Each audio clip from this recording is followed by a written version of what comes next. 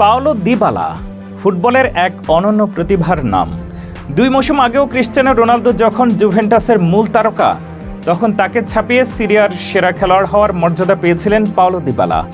এ তথ্যই যথেষ্ট তার প্রতিভা প্রমাণে। অনেকদিন থেকেই সময়ের অন্যতম প্রতিভাধর খেলোয়াড় হিসেবেই মানা হয় এই আর্জেন্টাইন তারকাকে। তবে আর্জেন্টিনার কোপা স্কোয়াড ঘোষণার পরে আলোচনায় আসেন দিবালা। ফিট থাকা সত্ত্বেও তাকে কেন কোপার স্কোয়াডে রাখা হয়নি, সেই বিষয়টি ছিল আলোচনার মূল কেন্দ্রবিন্দু।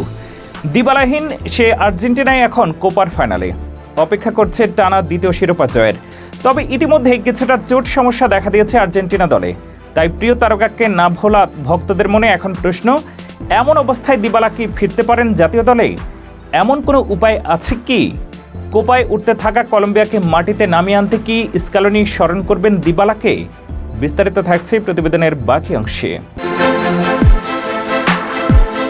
কোপা আমেরিকার স্কোয়াডে লিওনেল মেসি, আনহেল দি মারিয়া সহ 8 ফরওয়ার্ড থাকলেও জায়গা হয়নি দিবালার। এমনকি স্কোয়াড ঘোষণার সবশেষ কয়েক সফরে আকাশী নীলদের দলে ছিলেন না তিনি। এতে করে তার কোপা আমেরিকায় খেলা অনেকটা ঝুঁকির মধ্যে পড়ে যায়। দিবালাকে দলে না রাখার কারণ হিসেবে স্ক্যালোনি তখন সাংবাদিকদের বলেন, দিবালার জন্য আমাদের সবারই ভালোবাসা আছে, কিন্তু দল সবসময় সবার আগে, সব পরিস্থিতি বিবেচনায় এবং কিছু জায়গায় আমাদের সমস্যা রয়েছে, সে কারণে দিবালাকে দলে রাখিনি। কিন্তু শোনা যাচ্ছে কোপা আমেরিকার ফাইনাল দিয়েই আবার দলে ফিরছেন দিবালা। কিন্তু কিভাবে আর কার বদলেই ফিরছেন আর্জেন্টাইন এই সুপারস্টার? মূলত কোপার ফাইনালে দিবালা ফিরছেন একটু ভিন্ন আঙ্গিকে, কিন্তু কিভাবে? সম্প্রতি দিবালাকে কোপার স্কোয়াডে না রাখার কারণ জিজ্ঞেস করলে কিছুটা হতাশ প্রকাশ করেন তিনি। তবে স্ক্যালোনির দিকটাও বুঝেন দিবালা। দিবালা বলেন, আমি বুঝি যে কোচদের জন্য কাজটা সহজ না।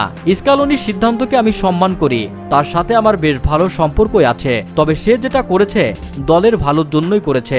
এরপর দিবালাকে প্রশ্ন করা হয়, আপনি কি তাহলে ফাইনাল ম্যাচে আর্জেন্টিনার সঙ্গে থাকছেন না? দিবালার সরল উত্তর, ফাইনাল ম্যাচে সরাসরি মাঠে উপস্থিত থেকেই তিনি দলকে উৎসাহ যোগাবেন, আর গুরুত্বপূর্ণ ম্যাচে পাশে থেকে দলকে উৎসাহ দেওয়াটাই ফাইনাল খেলার সমান। বন্ধুরা, ভিডিওতে আপনার কোনো মন্তব্য থাকলে নিচে কমেন্ট বক্সে লিখে পাঠান।